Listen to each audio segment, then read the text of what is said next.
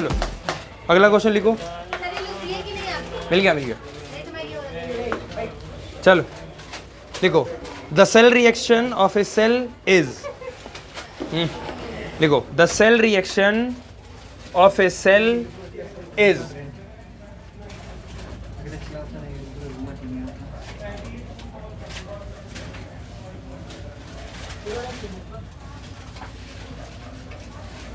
इसके बाद यही लिखना है। हाँ जो कल किए हो उसी के बाद क्वेश्चन लिखो।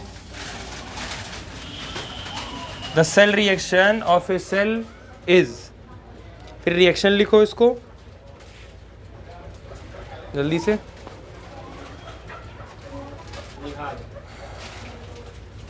चलो नीचे लिखो फिर। If the standard reduction potential, if the standard reduction potential of Mg and Cu, of Mg and Cu are minus 2.37 volt, minus 2.37 volt and plus 0.34 volt and plus 0.34 volt respectively, calculate the EMF of the cell, calculate the EMF of the cell। देखो standard reduction potential दिया है। अच्छा ये देखो पहले देखो standard, अरे इतना तामझाम करने की जरूरत नहीं है, इतना तामझाम करने की जरूरत नहीं है। ये सब जो है स्टैंडर्ड रिडक्शन पोटेंशियल, तो सीधे सीधे लिखो ई नॉट पहले। फिर कहा है रिडक्शन पोटेंशियल गिवन है आपको। रिडक्शन पोटेंशियल का मतलब है कि वहां रिडक्शन हो रहा होगा, तो रिडक्शन हो रहा होगा मैग्नीशियम और कॉपर का, तो मैग्नीशियम का रिडक्शन हो रहा होगा। इसका मतलब मैग्नीशियम +2 से किस में जा रहा होगा, तभी तो इलेक्ट्रॉन गेन करके यहाँ पे कराओगे। इसकी वैल्यू गिवन है, मैग्नीशियम वाले की गिवन है minus 2.37 वोल्ट, और कॉपर का भी रिडक्शन पोटेंशियल दिया है, तो ई नॉट कॉपर +2 से कॉपर, और इसकी वैल्यू दी है प्लस 0.34 वोल्ट। अब जरा समझो, यहां से यहां ऊपर वाले में चेक करो, यहां से यहां मैग्नीशियम प्लस से 4 से न्यूट्रल क्या हो रहा है रिडक्शन, कॉपर +2 से कॉपर न्यूट्रल क्या हो रहा है। और वैसे भी क्वेश्चन में वो बोल ही दिया कि दोनों रिडक्शन पोटेंशियल, तो जब दोनों की दोनों रिडक्शन पोटेंशियल ही हैं तो वैल्यू तो वैसे भी तुम्हारा आसानी हो गया, सीधे सीधे निकाल लो।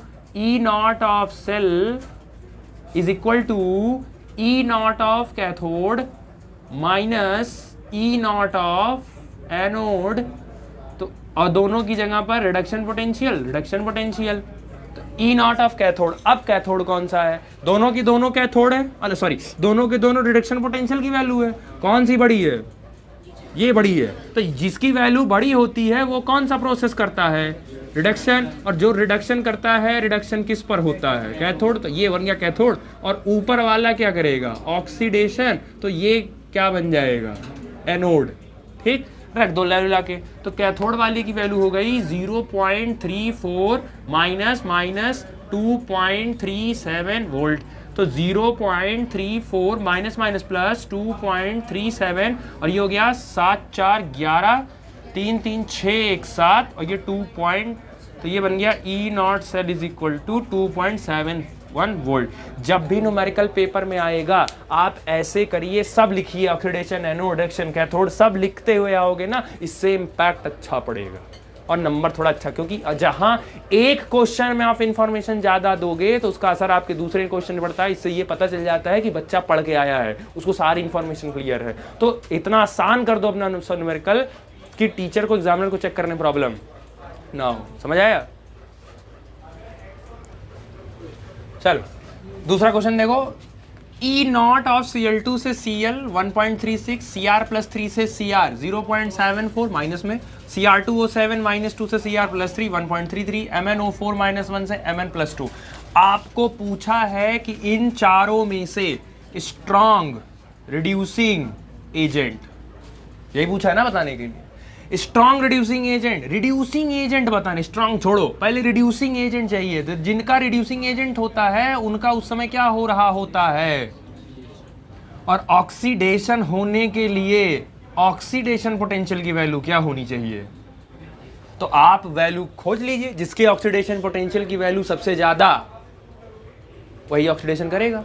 अब सवाल है कि हमको इसमें समझ नहीं आएगा कि हम करें क्या। तो रूल नंबर 1 पीछे था रेडॉक्स में, Cl2 अपने किस ऑक्सीडेशन स्टेट पे है, 0, किस पे गया, -1, 0 से -1, ऑक्सीडेशन नंबर रिड्यूस हो रहा है। रिड्यूस हो रहा है मतलब यहां से यहां क्या हो रहा है, रिडक्शन। तो जो वैल्यू गिवन है वो कौन सी गिवन है, रिडक्शन पोटेंशियल। +3 से Cr क्या हो रहा है यहाँ, रिडक्शन।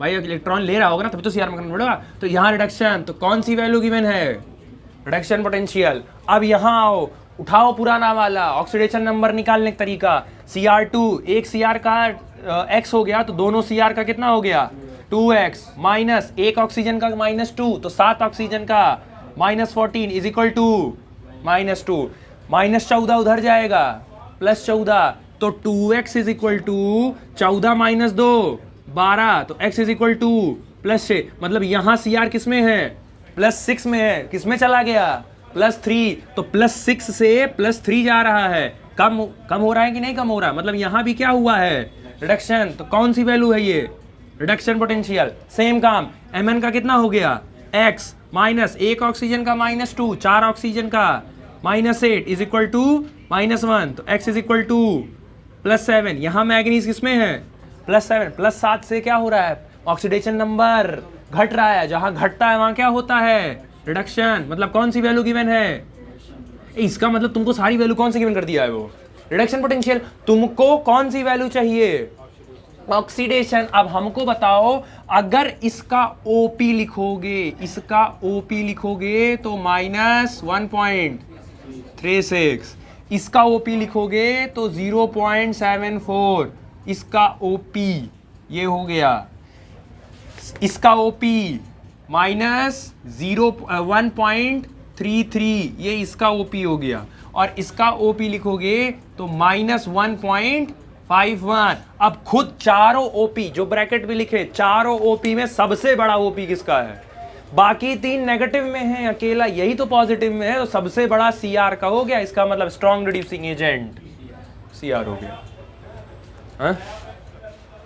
क्वेश्चन हो गया था, लास्ट इक्वेशन का जितना पॉसिबल क्वेश्चन था करा दिया था। Reducing power, oxidizing power, reducing agent, oxidizing agent कैसे पहचानना है सब करा दिया था। अपने हिसाब से उसको ध्यान में रखे रहना, ठीक है। जैसे हमको याद है कि कब कैसे पता करते हैं, जैसे जिसका ऑक्सीडेशन पोटेंशियल ज़्यादा होगा वो ऑक्सीडेशन करेगा, और जिसका रिडक्शन पोटेंशियल ज़्यादा होगा वो रिडक्शन करेगा। तो जो रिडक्शन करेगा वो ऑक्सीडाइजिंग एजेंट बन जाएगा, और जो रिडक्शन कर रहा है वो क्या बन जाएगा, ऑक्सीडाइजिंग एजेंट बन जाएगा। समझ आया, ठीक। तो ये बेसिक चीजें थी, बता दिया था, ठीक है। चलो अब नेक्स्ट हेडिंग लिखो, एनालिसिस ऑफ नस्ट इक्वेशन। ये नोट्स में नहीं है, पहले बता दे रहे हैं, ये नोट्स में नहीं है, इसीलिए डायरेक्ट आप लिखिए analysis of Nernst equation, bracket में at equilibrium. Analysis of Nernst equation, analysis of Nernst equation, bracket में एट इक्विलिब्रियम।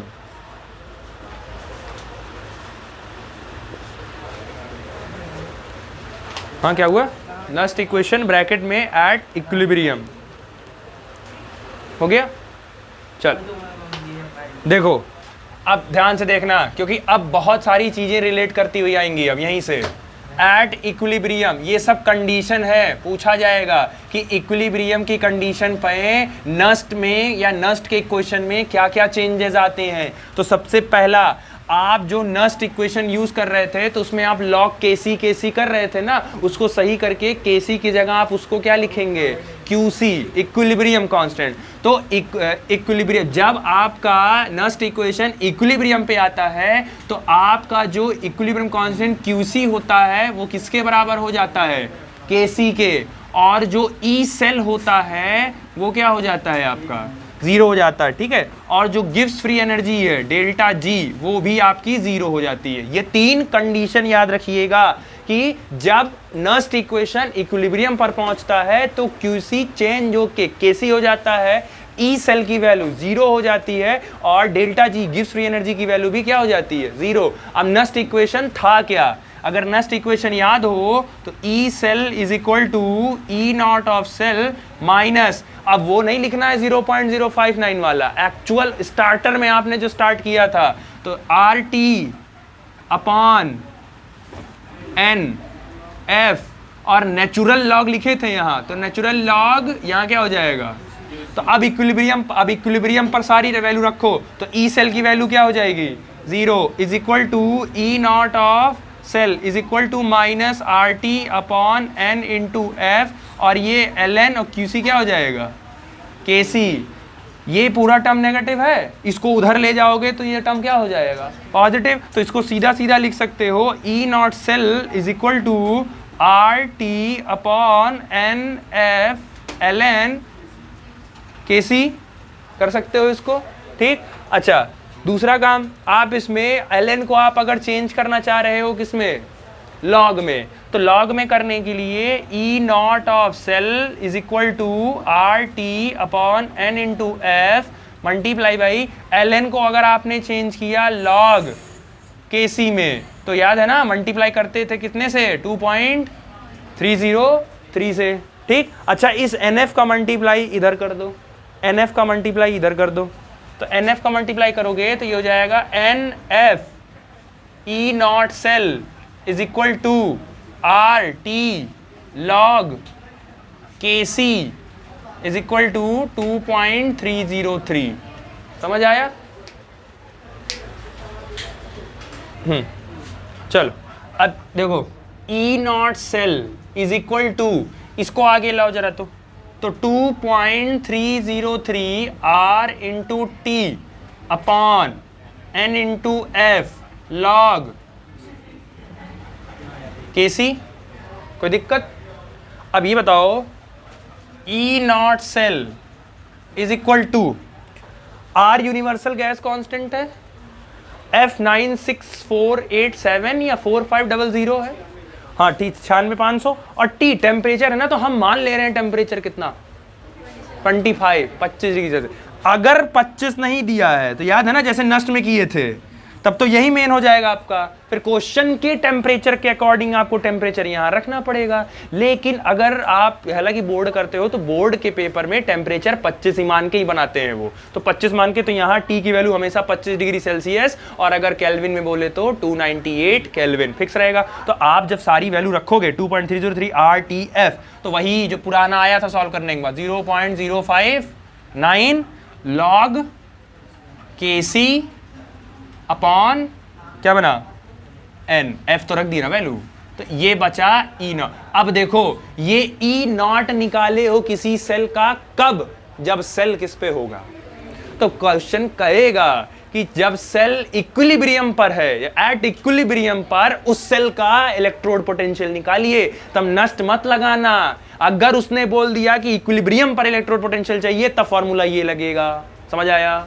ठीक है, क्लियर हुआ? दूसरा, वो तुमसे कहेंगे इक्विलिब्रियम कांस्टेंट कैलकुलेट करो, तो इक्विलिब्रियम कांस्टेंट कैलकुलेट का मतलब है वो इक्विलिब्रियम पर ही है ऑलरेडी, मतलब यही फॉर्मूला तब भी आपको लगाना रहेगा। समझ आया? अभी हम न्यूमेरिकल कराएंगे, केसी कैसे निकालना है वो हम सिखाएंगे अभी, बट फॉर्मूला रेडी हो गया। समझ आया? चलो देख लो इसको। हाँ तो ये क्लियर रखना, चाहो तो इसको ब्रैकेट में लिख लेना, ये वाला फॉर्मूला एट एनी टेम्परेचर, क्योंकि एनी का मतलब टेम्परेचर क्वेश्चन में या जो गिवन होगा उस हिसाब से लिख देना, और ये वाला formula at 25 at room temperature पे दिएगा। अब देखो या तो रूम टेम्परेचर लिखेगा, या तो 25 डिग्री सेल्सियस लिखेगा, या तो 298 केल्विन लिखेगा, तीनों एक ही है। चाहो तो लिख लेना ब्रैकेट में कि at room temperature is equal to 25 degree Celsius is equal to 298 kelvin, तो तीनों बातें एक ही हैं, ये ध्यान रखिएगा। समझ आया? चलो अब एक चीज में एक फॉर्मूला और ड्राइव करना है। अभी आपने ऊपर दोनों के साथ खेला है, अभी गिब्स के साथ नहीं खेला है, तो इनके लिए एक फॉर्मूला होता है ऑलरेडी, ठीक है, ऑलरेडी होता है वी नो डैट। अब ये जो फॉर्मूला यहाँ पे हम लिखने जा रहे हैं, ये क्लास 11th के थर्मोडायनेमिक्स में ऑलरेडी वहाँ पढ़ा दिया जाता है, प्रूफ करवा दिया जाता है, और थर्मोडायनेमिक्स का इस चैप्टर में ज़्यादा रोल नहीं है। तो डायरेक्ट आप अगर नहीं है तो डायरेक्ट याद रखो delta G is equal to delta G not plus R T L N Q C. ये आपको डायरेक्ट याद कर लीजिए, थर्मोडायनेमिक्स में पिछले साल पढ़ाया जाता है और बहुत ज़्यादा इंपॉर्टेंट है नहीं, बस यही काम लगेगा, उसके बाद तो डेरिवेशन में काम लगेगा बस। इक्विलिब्रियम की कंडीशन में एट इक्विलिब्रियम डेल्टा जी क्या होता है? 0। इसकी जगह क्या रख दो? Is equal to delta G not plus R T L N. Equilibrium पे क्यू सी क्या हो जाता है? तो ये के सी हो गया, कोई दिक्कत? ठीक, इसको इधर लाओ, किस में चला जाएगा? पॉजिटिव में है ना, तो किस में चला जाएगा? नेगेटिव में चला जाएगा। तो ये जब इधर आ जाएगा तो नेगेटिव हो जाएगा। तो आप लिख सकते हो delta G not is equal to minus R T L N के सी। कर सकते हो। Delta G not is equal to, ये बताओ एल एन के सी को लॉक करना है, तो लॉक करने के लिए 2.303 से तो हम आगे लिख दे रहे हैं डायरेक्ट 2.303 आर माइनस में, क्योंकि आगे लगा माइनस आर टी, और एल एन किस में कन्वर्ट हो गया? लॉग, और ये क्या हो गया? के सी में। कोई दिक्कत? तो अब डेल्टा जी नॉट मैंने इसको क्यों नहीं मिटाया? रीजन, एन एफ का मल्टीप्लाई जरा इधर करो। तो अगर आप एन एफ का मल्टीप्लाई इधर करेंगे तो ये हो जाएगा E not cell multiply by N into F is equal to 2.303 R T log K C. दिख गया क्यों नहीं किए थे रेच? इस पूरे की वैल्यू यही तो है 2.303 आर टी लॉग के सी, 2.303 आर टी लॉग के सी। इस पूरे की वैल्यू क्या आ रही है? यही तो आ रही है N F E not cell. तो पूरे को हटा के यहां क्या लिख सकते हो? N F E not cell और माइनस ऑलरेडी लगा है, ये निकल गया गिव्स फ्री एनर्जी का रिलेशन ई नॉट से एट स्टैंडर्ड कंडीशन। अब अगर नॉर्मल कंडीशन में पूछेगा तो अगर नॉर्मल में पूछेगा तो कुछ नहीं चेंज होगा, डेल्टा जी नॉट की जगह डेल्टा जी, बाकी minus N F E not की जगह क्या हो जाएगा? ई सेल हो जाएगा, बस इतना ही चेंज आएगा। ठीक, तो इसको पीछे जो डराइव किए हो इसको मान लेना इक्वेशन 1, इसको मान लेना और यहां पे ब्रैकेट में लिख देना फ्रॉम इक्वेशन 1 कि इक्वेशन 1 जो थी आपकी उस इक्वेशन 1 से ही हम ये लिखे हैं। ये जो इस पूरे की वैल्यू ये लिखे हैं एन एफ ई, ये इक्वेशन 1 को ही मल्टीप्लाई करके लिखे हैं। समझ आया? क्लियर हुआ? देखो अब इसमें क्या है जो लिखे हो N F E cell, N क्या है? एन वही है नंबर ऑफ इलेक्ट्रॉन ट्रांसफर्ड जो नस्ट इक्वेशन में करते थे, वो वही है। एफ क्या है? फराडे कांस्टेंट 96487, ये एक्चुअल वैल्यू है फराडे कांस्टेंट की 96487। एनसीईआरटी ने राउंड ऑफ करके उस वैल्यू को कर दिया है 96500। तो आप पेपर में क्या रखेंगे? 996, क्योंकि एनसीईआरटी ने किया है, तो एनसीईआरटी की है तो फिर वो सही है। ठीक है, तो याद रखना 96500 96500, तो याद रखना। बाकी ई नॉट सेल से आप वाकिफ ही हो। क्लियर हो गया? चलो अब क्या है, एक चीज में और देखो,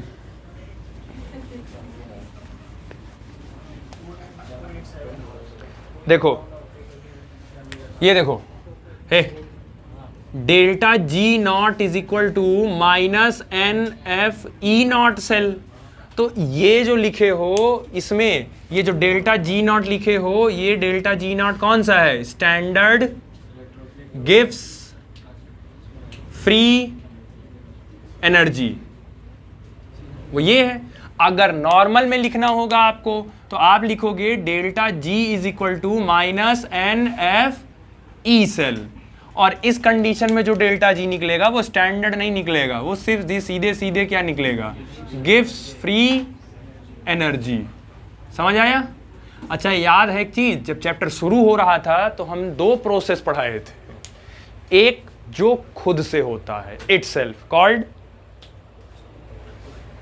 जो प्रोसेस स्वयं होता है खुद से, उसको कौन सा प्रोसेस नाम दिए थे? Spontaneous process. और जिसको कराने के लिए मेहनत करनी पड़ती है उसको नॉन स्पॉन्टेनियस। तो अब कैसे किसी भी सेल को, कौन सा सेल स्पॉन्टेनियस होगा और कौन सा सेल नॉन स्पॉन्टेनियस होगा, उसकी कंडीशन आपको स्टार्टिंग में एक चीज और बताए थे, अगर नोट्स में याद होगा जब चैप्टर शुरू किए थे, कि स्पॉन्टेनियस सेल होने के लिए डेल्टा जी की वैल्यू नेगेटिव होनी चाहिए और नॉन स्पॉन्टेनियस होने के लिए डेल्टा जी की वैल्यू, ये हम चैप्टर शुरू हो रहा था कहे थे, अभी याद कर लो, आगे जब पढ़ाएंगे तो काम लगेगा। तो पहली बात, आपके पास पहला है स्पॉन्टेनियस, ठीक है। अब ये सब नोट्स में नहीं है, ये सब आपको डायरेक्ट यहीं से छापना पड़ेगा। तो पहला हो गया आपका स्पॉन्टेनियस सेल, या इसी को आप बोल सकते हो फीजेबल सेल। फीजेबल का मतलब है एक्चुअल ये सेल है, काम कर रहा है। दूसरा प्रोसेस हो गया आपका नॉन स्पॉन्टेनियस प्रोसेस, या इसको बोल सकते हो आप नॉन फीजेबल, जो सेल बनाने के लिए कोई मतलब है नहीं, आप मेहनत करोगे लेकिन वो उसका कोई रिजल्ट आपको मिलेगा नहीं, आप ही का वेस्ट हो जाएगा। अब सुनो, स्पॉन्टेनियस के लिए डेल्टा जी की वैल्यू हम क्या बोले थे, नेगेटिव, और नॉन स्पॉन्टेनियस के लिए डेल्टा जी की वैल्यू क्या बोले थे। और हमको पता है डेल्टा, अब ये नॉट और जी अभी थोड़ी देर के लिए होल्ड कर दो, क्योंकि दोनों का फॉर्मूला क्या है, सेम है। तो अगर आप स्टैंडर्ड में चलो आते हो, अगर अब आप सोचिए n नंबर ऑफ इलेक्ट्रॉन है, क्या कभी नेगेटिव हो सकता है? F फराडे कांस्टेंट है, नेगेटिव हो सकता है। E नॉट सेल, ये नेगेटिव हो सकता है, चार्ट में इलेक्ट्रोकेमिकल सीरीज में दिया है ना, नेगेटिव पॉजिटिव दोनों होती है वैल्यू। अगर मैं कह रहा हूं कि डेल्टा जी मुझे नेगेटिव चाहिए, मुझे डेल्टा जी नेगेटिव चाहिए, तो उस समय ई नॉट सेल को पॉजिटिव होना पड़ेगा कि नहीं? क्योंकि जब ये पॉजिटिव होगा तो आगे साइन से मल्टीप्लाई होगा, तो पॉजिटिव नेगेटिव, तभी तो डेल्टा जी नेगेटिव ला पाओगे। इसका मतलब है स्पॉन्टेनियस के केस में, क्योंकि डेल्टा, सुनो, डेल्टा जी लिखे हो तो डेल्टा जी लिखे हो तो फिर उस वाले में जाओ, तो ई सेल क्या हो जाएगा, उसके लिए क्या होना पड़ेगा? अगर इसी को आप ऐसे लिखते हो कि डेल्टा जी नॉट, तो उसके लिए डेल्टा जी नॉट नेगेटिव, तो उसके लिए फिर क्या लिखोगे, ई नॉट सेल क्या होना चाहिए? समझ में आया? अब मैं कह रहा हूं डेल्टा जी पॉजिटिव चाहिए, ये पॉजिटिव चाहिए, तो ये पॉजिटिव होने के लिए इसको क्या होना पड़ेगा? क्योंकि जब ये नेगेटिव होगा तो नेगेटिव नेगेटिव पॉजिटिव हो जाएगा। तो इसके लिए अगर आप डेल्टा जी लिखते हो तो डेल्टा जी के लिए किसको पॉजिटिव होना पड़ेगा? तो ई सेल को पॉजिटिव होना पड़ेगा, या डेल्टा जी नॉट को अगर पॉजिटिव होना है तो ई नॉट सेल को क्या होना पड़ेगा? पॉजिटिव। कुछ चेंज नहीं है। अरे डेल्टा जी इसको पॉजिटिव करने के लिए ई सेल को पॉजिटिव होना पड़ेगा, और डेल्टा जी नॉट को पॉजिटिव करने के लिए भाई ई नॉट को पॉजिटिव होना पड़ेगा। समझ आया? क्लियर हुआ? हाँ,